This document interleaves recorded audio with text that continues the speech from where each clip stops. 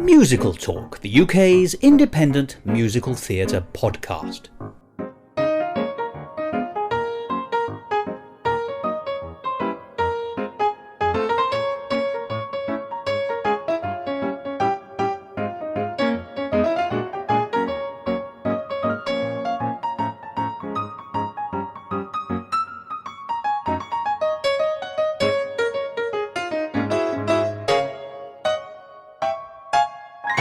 Hello and welcome to another edition of Musical Talk. I'm Thos, and I'm again thinking about gardening musicals.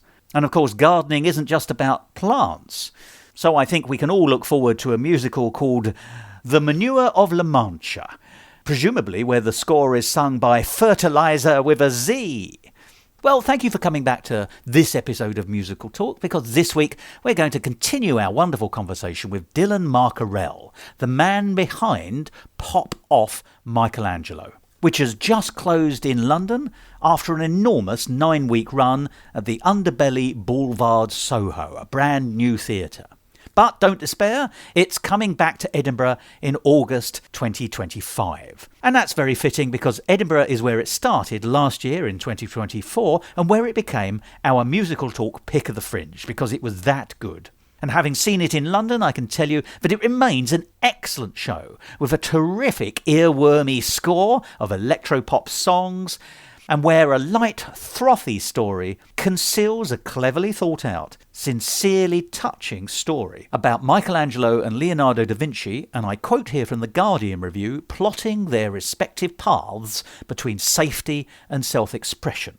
Because they are two gay men working in Renaissance Italy, just as there's an enormous crackdown on homosexuality. And that review goes on to say the show's freewheeling spirit, though, which twins twerking and 1400s Tuscany, is very easy to submit to. Now, as you'll remember, last week I had the opportunity of sitting down again with Dylan Marcaurele, the man responsible for Off Michelangelo, the writer and composer, to talk about how this show has moved from Edinburgh to London and then again back to Edinburgh. Because it's always interesting to hear how shows develop. And in fact, it's a privilege to learn about the journey of a piece of art as it goes on. After all, it is well said that musicals never stop being developed, they just ultimately get abandoned. But Off Michelangelo is still very vibrantly going forward, and who better to tell us all about that than the man who's responsible for the show? So let's hear the second part of that conversation I had with Dylan Marcaurele about his wonderful show Off Michelangelo.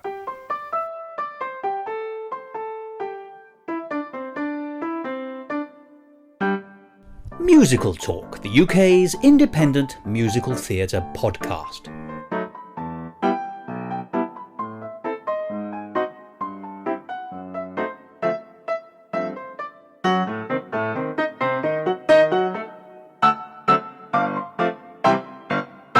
Let's talk about the songs that we were talking about locking in actually a minute ago, and you said yes, it's going to lock in just prior to press. Mm-hmm. But let me ask about things like a song doesn't change necessarily in the way it's written, but you might want to speed it up or slow it down, or change the feeling of a middle eight or something like that. Have you done anything like that? Well, the big change for this was that we went from me pushing a button in the corner of the room to a live band. Oh, and fabulous. Yeah, so Aaron Sood is our music director and orchestrator, and he's just absolutely unbelievable. He's so talented. And will never be sued. Yes, I didn't even think of that, because, that's that panto wordplay. Yeah, sorry, I should now do this. Slap my thigh. So, basically the challenge sorry, can I just say that you're Dick Whittington because you've made it to London and made your fortune? That means nothing to you. I don't, no. Sorry. He's the great hero of a British pantomime based on a real-life character God. who came from nothing and came to London and then became Lord Mayor of London on amazing. occasions. Okay, yes. I'll take that. I love that. So the challenge is the show is... there's a lot of electronic elements, and so it's not necessarily obviously conducive to live performance. It wouldn't all work on piano. It's not like a little brass band would make the whole score come alive. So if you've got the Salvation Army in, it would have a very different tone. It would be a little different. I'm not sure they'd be that keen anyway. Probably not. That's okay. They're fine. So Aaron comes in, and he just has so much experience incorporating pre-recorded elements, firing tracks. He has this crazy battle station of computers computers and 48 technology. fingers. Yeah, exactly. I don't know how he does all of it, but he's taken my orchestrations and made them, I think, better. And so it's been about obviously rigging the technological side of it and finding balance. That's a huge part of what previews have been like here, because it's a brand new venue and we've never heard this before. And it's also like Aaron knows how to use a subwoofer, which I barely even know what that is, right? Yeah. So, and so if you hear the bass rumbling during this interview, it's probably because of that. But yeah, no huge other changes like that. But Aaron also has made some awesome suggestions of what if we did this, what if we did that, and really made it come alive. Yeah. And as the composer, that must be... Is it terrifying, or is it wonderful, or is it a bit of both? It's both. It's both. Yeah. I mean, finding things in the music, I would imagine, because I'm not a composer. Music, I love music, but I can't do it. If I have any facility or felicity, it's with words, but I can't do it with music. And I admire those who can so much. But to be the composer and have someone who's musically literate able to come and add things to it that you haven't seen. Yeah, definitely. How does that feel? Do you mind It's me really asking? scary. But it's also really rewarding too. The most important thing is having someone you trust, because another part of it is that this creative team knows what the British audience expects, I think, and that's something that I'll never fully know. And so there might be an expectation of a sonic world that might be different from my first instinct. So I definitely have to let go of the reins a little bit. But part of it has also been knowing when to kind of insist on things. And I asked Aaron the other day, and he was so kind about it. But I said, for this underscoring section, can we do exactly what we did with the fringe? And he said yes. And then so it is a two-way street. It's a two-way street, and he's just been amazing. It's just the hard thing is my answer for everything is going to be, can we go back to how it was at the fringe? So he's been great about finding really special moments, and I also can rely on other creative team members to say, oh no, I like that new thing that he did, because I'm too close to it. Distance is important, isn't it? Yes. Yeah. Do you know, you've just said something that's completely blown my mind. We've been talking quite casually about, British audiences versus American audiences versus cultural difference between the two of us, plus audiences, and how you're in Britain but you're having to learn certain British ways. Yeah. And yet the piece is, by an American. Yeah. It's, an American producer. It's a great American piece. It just happens to be giving some sort of British hairstyling, if you like. Sure. It's a lovely merge. But I understand that completely, because I love musical theatre, and American musical theatre is the benchmark.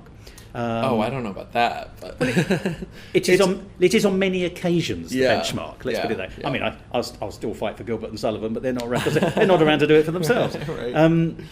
But you've just said, and this is what's so interesting to me, that in the world of soundscaping, let's use these terms, there's also cultural difference that, and then from that you think, actually that's really interesting. If I went to see a British orchestra with a British conductor in the Royal Albert Hall perform a set of musical pieces, and then I saw the same thing in the Carnegie Hall with an American orchestra with the American conductor, would it feel different to me? And then what if that American orchestra with the American conductor came and did it in the Royal Albert Hall for me in Britain? Would it feel different from what I'd just seen with the British conductor? And then on top of that, you've got the lovely layer of soundscaping and electronica, and the all of that. The disco scene and from everything that's electronic.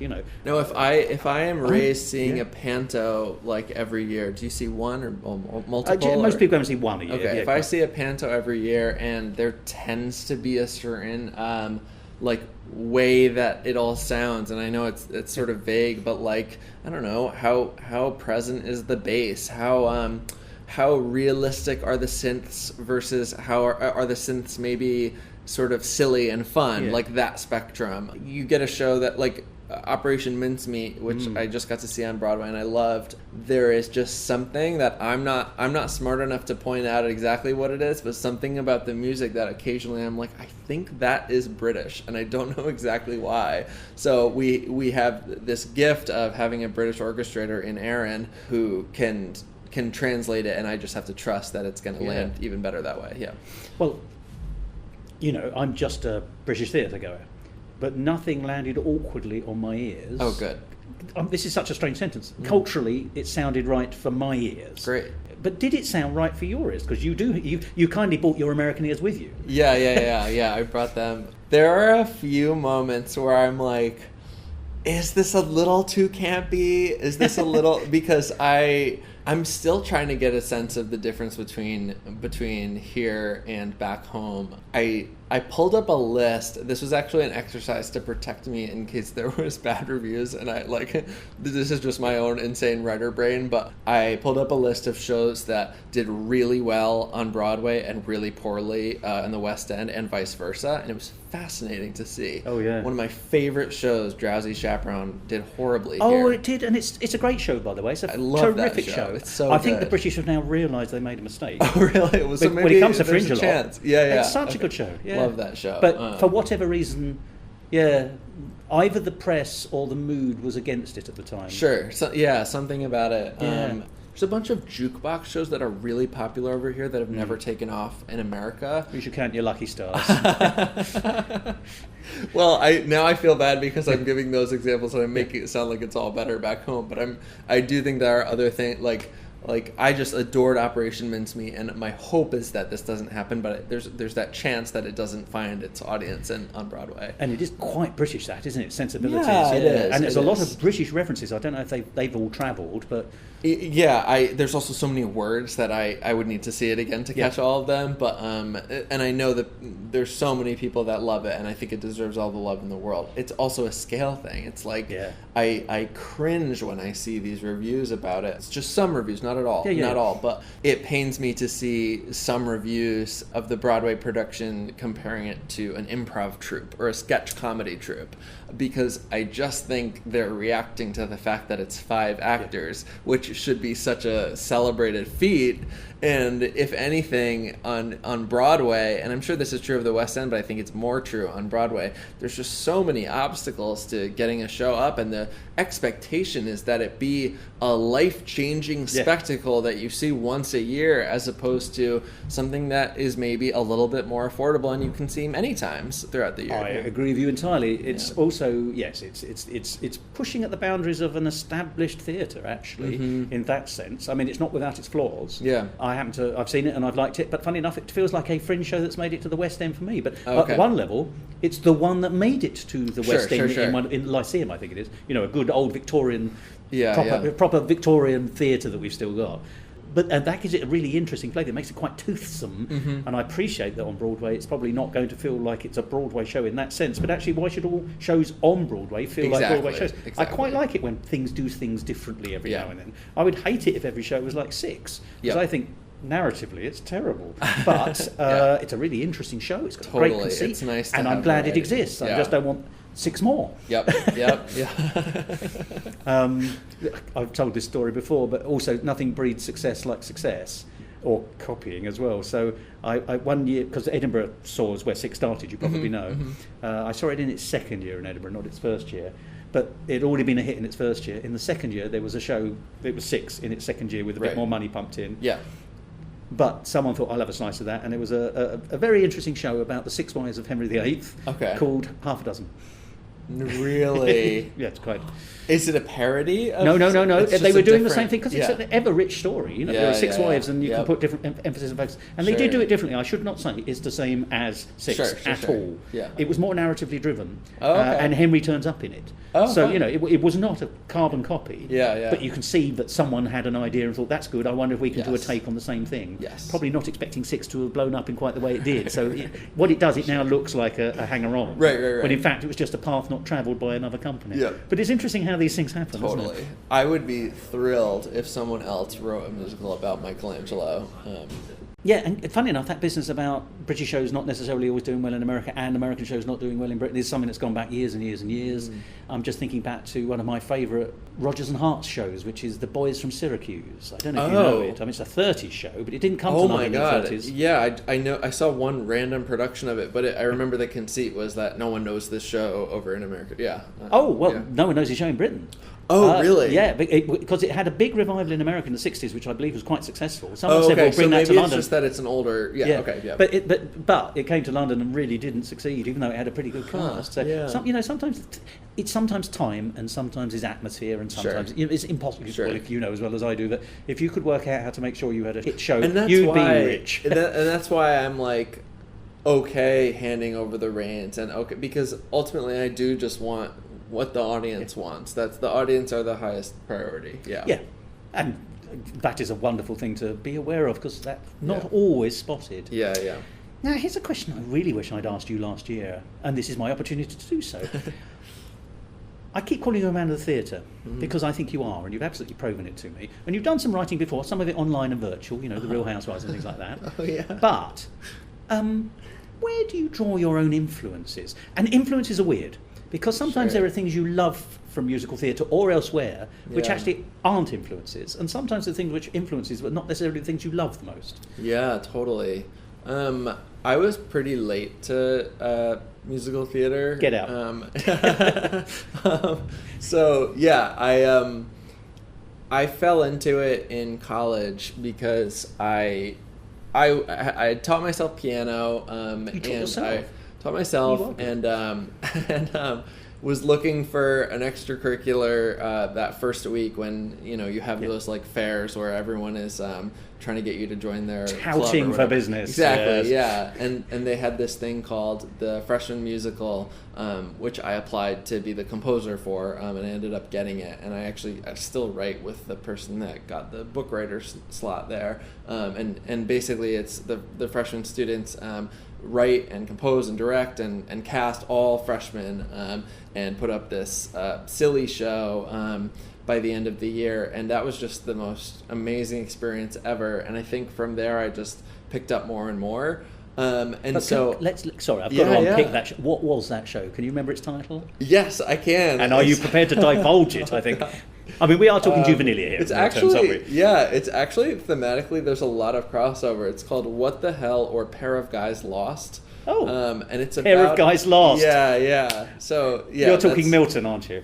Yes. Excellent man. I can't take any credit for any of the book or the words, but it's from the mind of my friend Mike Ross, and he just pitched this story about two high schoolers who the main one wants to ask this girl out, and she says, "I'll date you when hell freezes over." And so then he has to go on a mission to freeze hell, and he ends up succeeding, and but then there's chaos. But anyway, so it was we still have the video, and it is it was a learning experience, but we had the best time.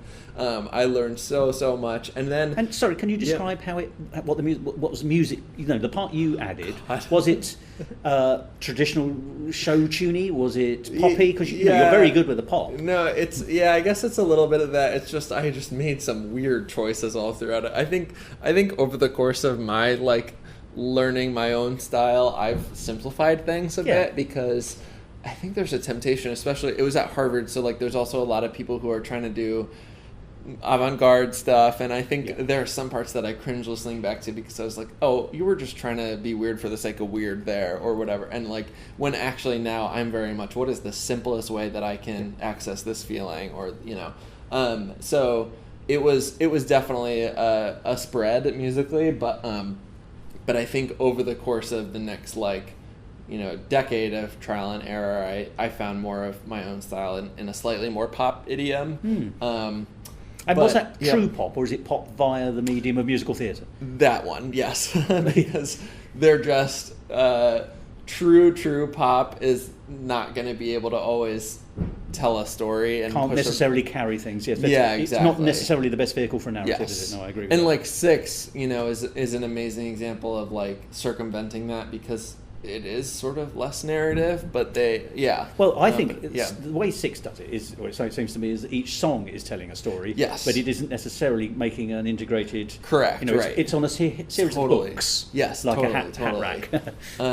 And so they figure out how to do it beautifully, but with a more traditional book musical, there's a reason that there's like the critique of, oh, it's not really pop, it's more musical theater pop, but I embrace that fully, and I love like it's a great form. Yeah, I really enjoyed over the course of like college, and then after I learned more and more musicals, and like I became a fan of Legally Blonde and Drowsy Chaperone, and like Heathers came out, which didn't do so well in New York, but like did really well here, I think. It did, yes. I admire those sort of traditional book musical comedies. Yeah, but that's quite a range.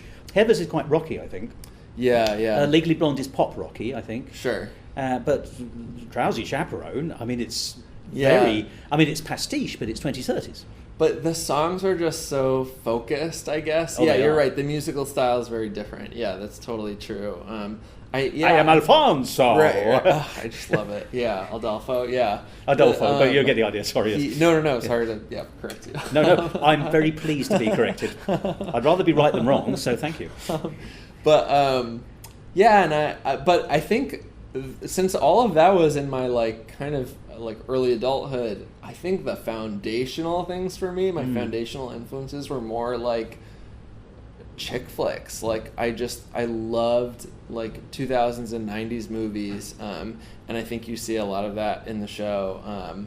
I guess once again, I looked to Legally Blonde, but also movies like Devil Wears Prada. I don't know how much these are. Oh, they're American versus the British. Oh no, these made it all over here. Impact, yeah. Also, just the whole like Hilary Duff era.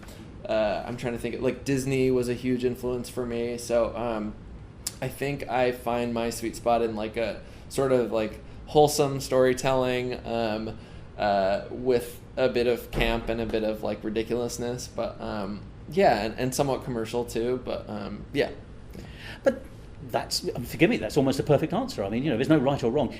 Are there areas of musical theatre that you much admire but aren't really influential? I mean, you do. Let's talk Sondheim or indeed anyone, Rodgers and Hammerstein, whatever. With Sondheim, I'm like, I just am a consumer and I absolutely love it, and it's not the way that I think I write. And you're not the next Sondheim. I'm not the next Sondheim. I'm not the next Adam Gadel. Though I got to see Light in the Piazza for the first time, and I absolutely loved it.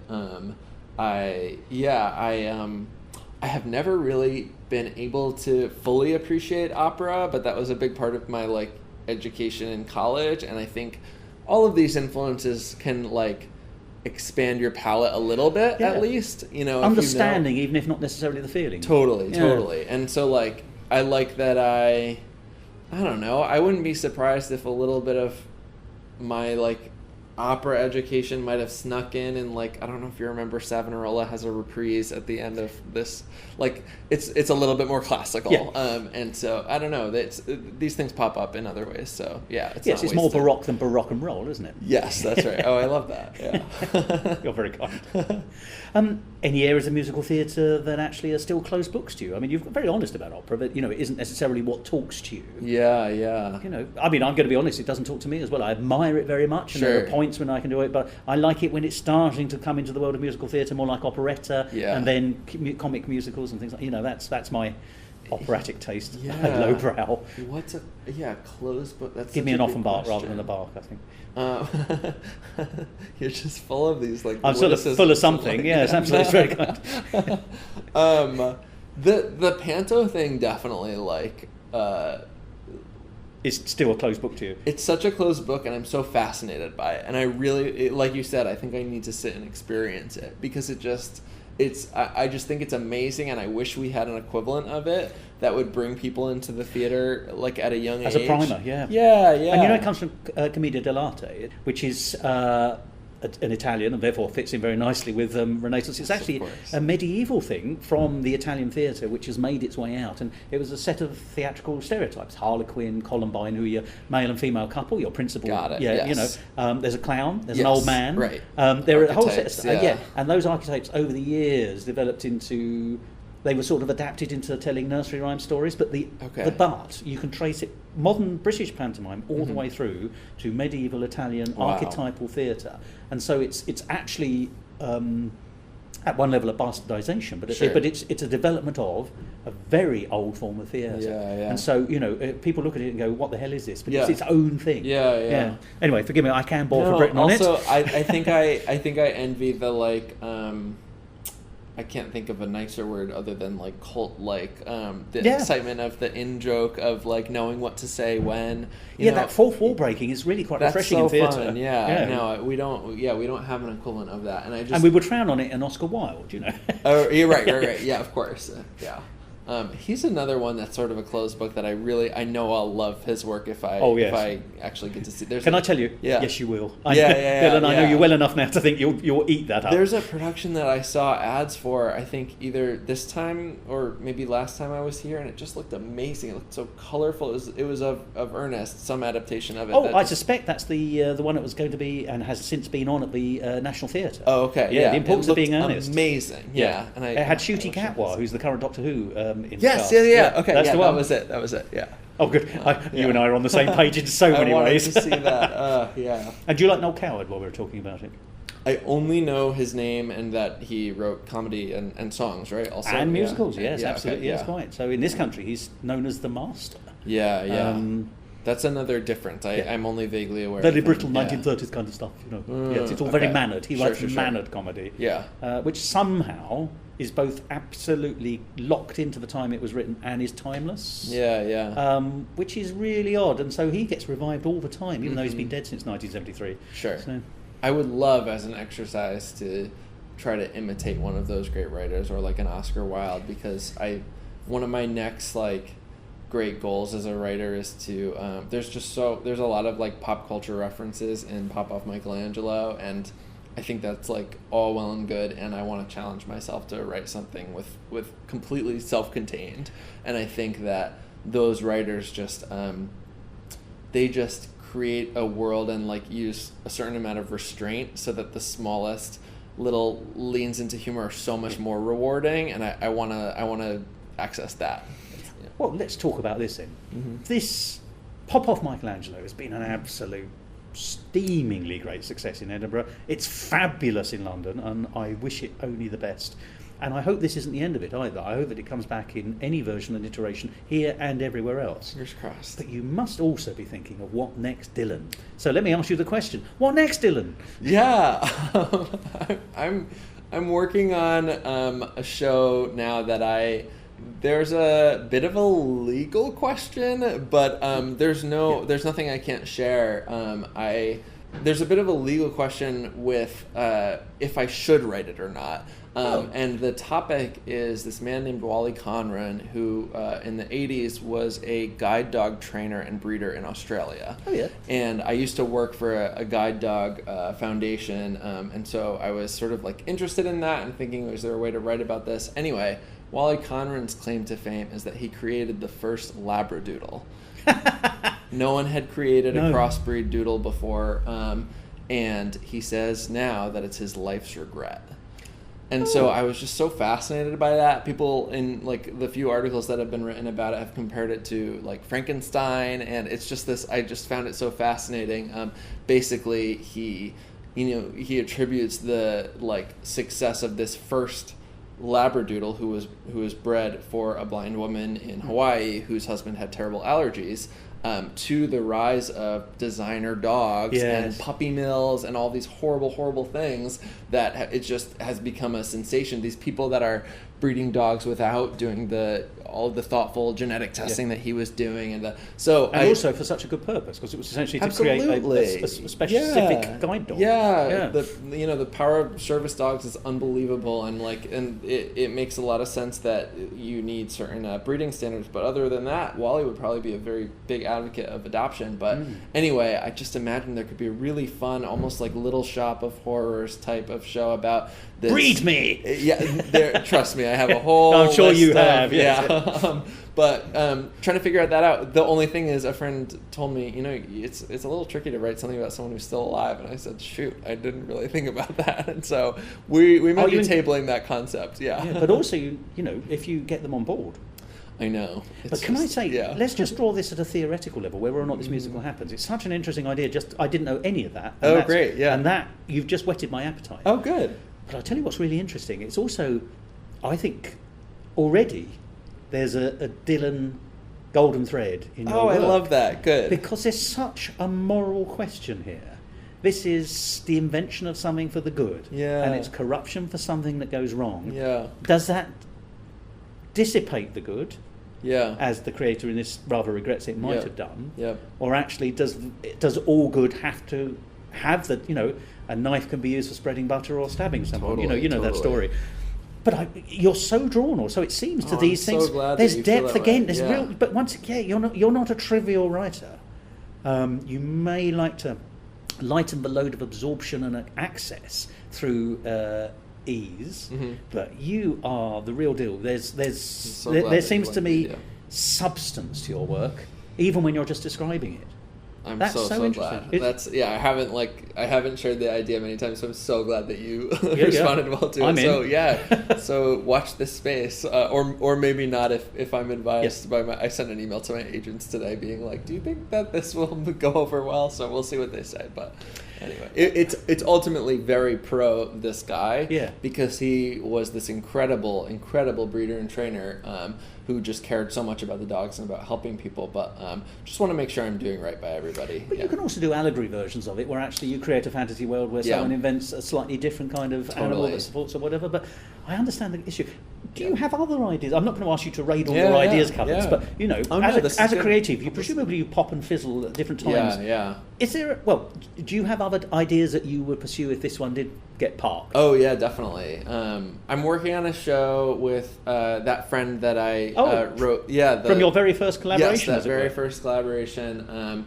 I'm working on a show called Lewis Loves Clark with him, and your website refers to this. Yes, the Lewis and Clark expedition is not super known over here. Can I ask? Do you know about these explorers? They're American, basically folk heroes. Yeah, I'm going to be honest with you. When people say Lewis and Clark, I think they're saying Lois and Clark, and Isn't therefore I think Superman. Totally. Yeah. No, I've never heard of Lewis and Clark. Well, anyway, so I'll be brief because of I imagine your listenership is mainly British, but I just it's not actually. Really? It really is all. There's a lot of American listeners. I have great. some very nice emails from very nice Americans. Oh, okay. Then and Australia. It's basically English-speaking world. Okay, great. Lewis and Clark were basically hired, I guess, by Thomas Jefferson after the Louisiana Purchase. I know these are a lot of American history nouns. Louisiana Purchase has got its own musical. We know we're in. Right. So to basically chart the West, chart a continent and befriend the local native tribes and write down every plant and animal that they saw, and so. So, it's a great scientific enterprise. Yes, exactly. At least at heart. And there's also a huge, and I just do the music for this project, but obviously I'm in the conversations about the whole piece. But the big moral thing is that this was the beginning of the end for a whole nation of indigenous people. Indeed, yeah. And so and the show is actually more about how. There's some historical evidence that Lewis might have had feelings for Clark in a romantic sense. So we're also having another queering of history, but it's exploring a history that may already be queer. Yeah, exactly. There's if you read some of the journal entries, it's pretty wild. But so we're working on that, and we have some exciting developments with that over in America, and I hope that it has a future. And beyond that, I have a whole list of shows that I want to write on my own, and I'm just trying to figure out the correct order. I don't want to be pigeonholed into writing only historical stuff, but there's just so much great stuff there. But it gets bigger every day, history, doesn't it? Yeah, it does. It sure does. I am fascinated by Jane Goodall, and I feel like there is a really great comedy there. I really want to write something about a magician. But I actually think that the timing there is bad because I'm seeing multiple magician musicals creeping up in New York right now. So I don't know if that's also happening over here. But well, it's funny you should say that because a very nice man has written to me to tell me about his magic-based musical theatre show he's taken to Edinburgh this summer. There you go. It's clearly a new. As magicians took over Edinburgh in the last 10 years. Oh, really? Okay. I don't remember them being nearly so many. I don't remember being nearly so many magic shows when I started going in 2006-07. Sure. and nearly 20 years, and then suddenly they appeared. Yes. And it's for some people or not, but there's a world of doing them, isn't it? Because you could do a show about a show with magic, or you could do a show about the history of magic, or you could do a show about a famous, magician. I think I'm just conjurer, like I'm prestidigitator. I'm drawn to the like Houdini era, like and I think there's also some interesting stories about some like early women magicians that a story to be told there. And I think that there's a lot of comedy to be mined there, and then maybe a little bit of spectacle also. So that's something that I'm playing with. But it's just a lot. These are just in Google Docs, and I will probably abandon all of them and then write something different. But But because, as I say, you creativity pours out of you. It seems to me. You were telling me you'd already got lots of jokes for one or two of these, and you're bubbling up in lots of different directions. Yeah. Are you still writing jokes or not jotting down ideas for Pop Off Michelangelo? Oh, that's such a good question. I can't, because I'll drive myself crazy. What will happen is when we get our next step, fingers crossed, and I'm told, Dylan, it would be great if this could be 90 minutes, then it'll just be nonstop. But until then, I can't have Michelangelo in my nightmares, Forever. Every day. But because also there is just always news that can somehow tie into Italy or art or the conclave or well, as it is, it's still the bedrock of Western culture. Totally, you're quite right. Totally. We just connect with it even without realising it. And your show is so fresh and cutting edge and contemporary in all its senses, not just culturally contemporary, but jokes about Pope Leo. You put one in at the end, as you said. So it is wonderful that you can do that. But I suppose you're right. You don't want it to be stale.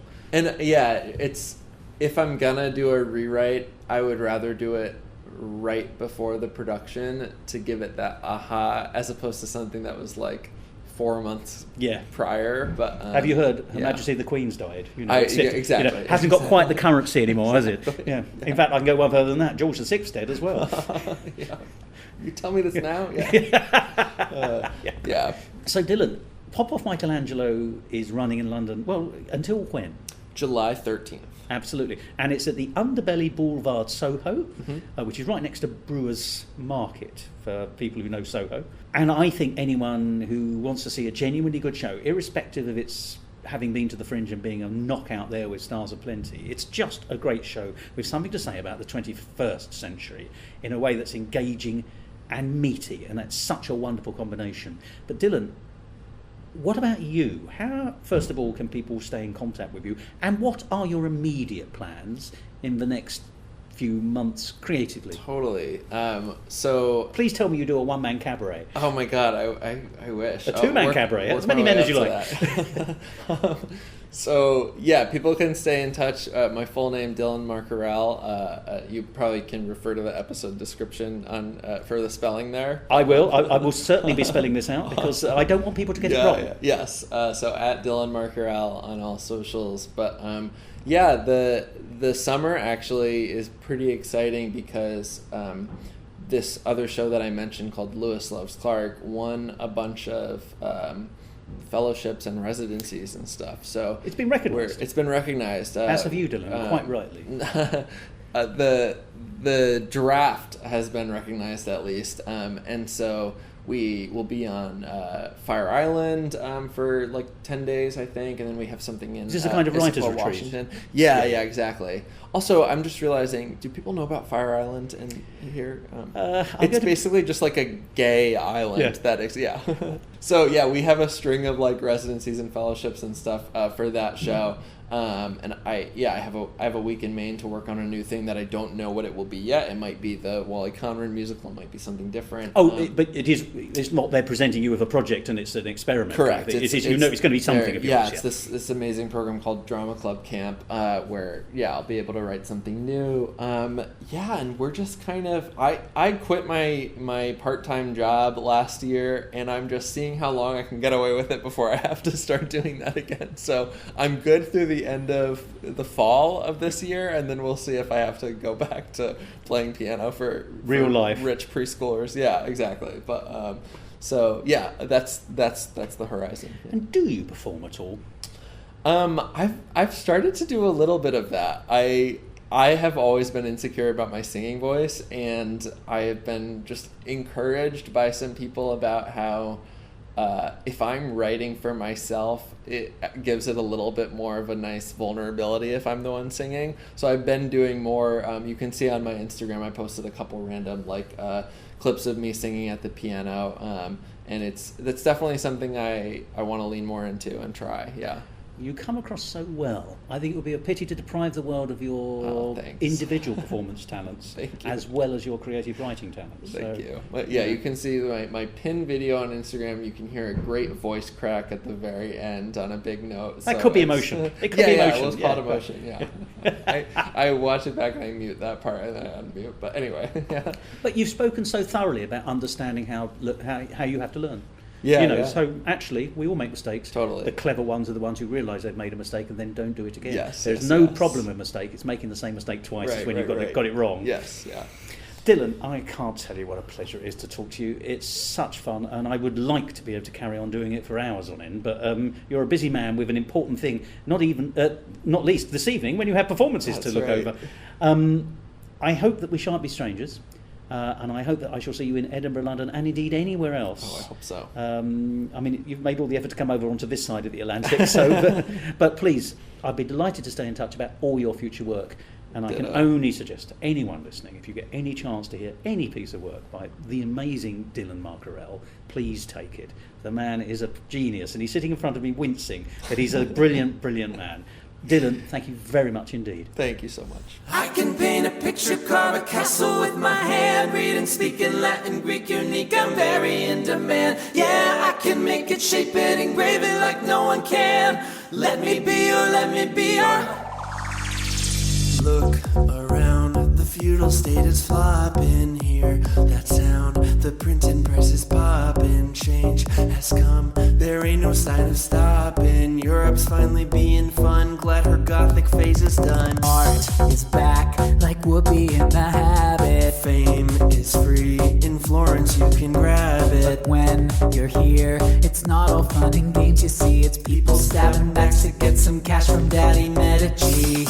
Long before Lady Gaga wrote the fame, before Super Mario and Call Me By Your Name.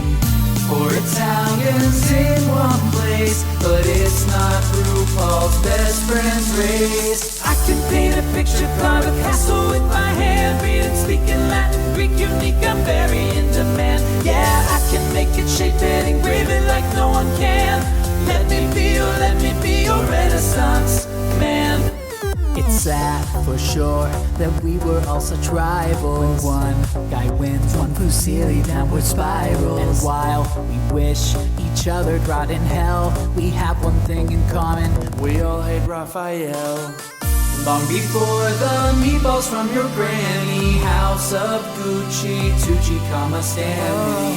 For Italians striking up the band, we may be here, but we're not family. I can paint a picture, carve a castle with my thumb, read and speak in Latin, Greek, forge in frescoes till you come. Watch me make it, engrave it like no one can. Let me be your Renaissance man. Whoa, whoa, whoa. Let me be your Renaissance man. Whoa, whoa, whoa. Let me be your Renaissance man. Long before those little boys in Luca, we all let loose like Mr. Duca. For Italians here today, and did we mention we're all? I can paint a picture, build a villa with a view. I'll fill up a basilica, yeah, it's just what we do. Yeah! I can paint a picture, sculpt a city, make it cute. Unafraid of quote and Plato, I'll be shredded on the loop. Yeah, I can make it, shape it, engrave it like no one can. Let me be your Renaissance man. Whoa,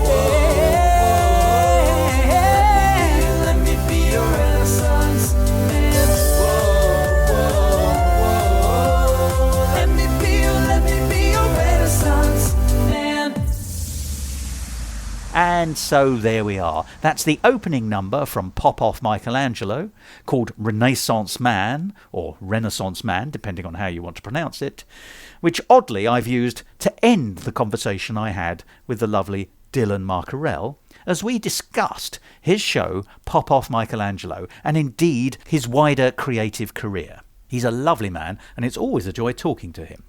But it's also always a joy seeing his shows.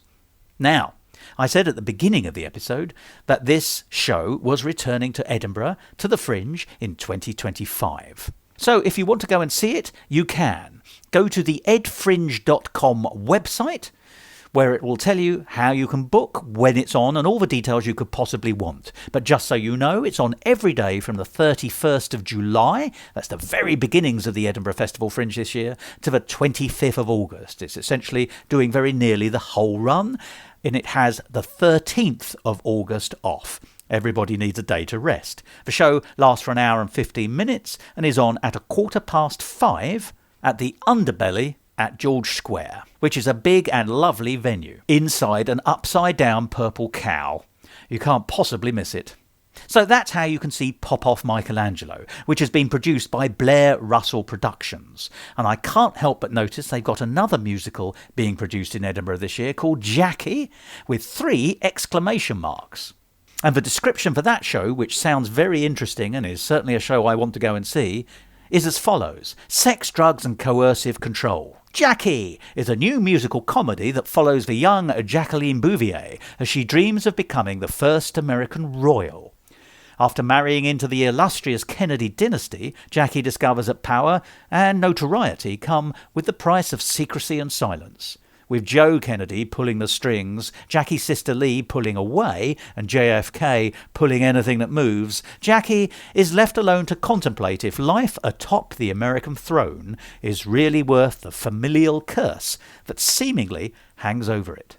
And that's on every day at the Fringe from the 30th of July to the 25th of August, with the 11th off.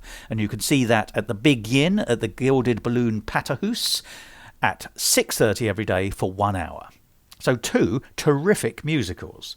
Off Michelangelo, which is a tried and tested excellent musical, and Jackie, which I think is a new musical coming to Edinburgh for the first time. And don't forget, as we heard in that conversation, Dylan Marcaurele is not a one-trick pony. He's written a whole number of other shows and has more shows in development and in his mind. So go along to his website. That's www.dylanmarcaurele.com.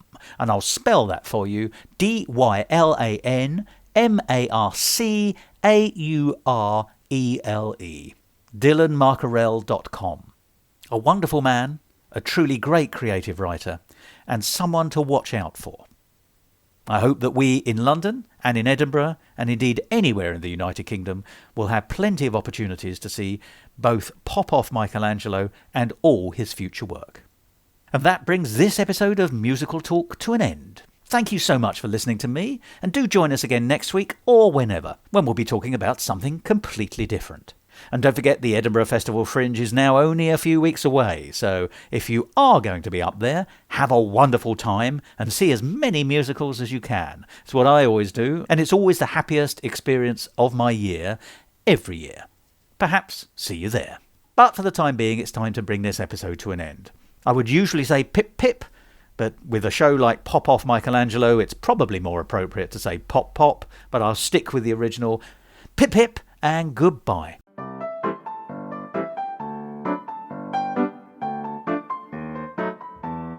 This episode of Musical Talk, edited and presented by Thos Ribbits. Copyright Musical Talk 2025, except for the song where the copyright remains with Dylan Marcaurele. And my enormous thanks go to Dylan for allowing me to play his wonderful song in this episode.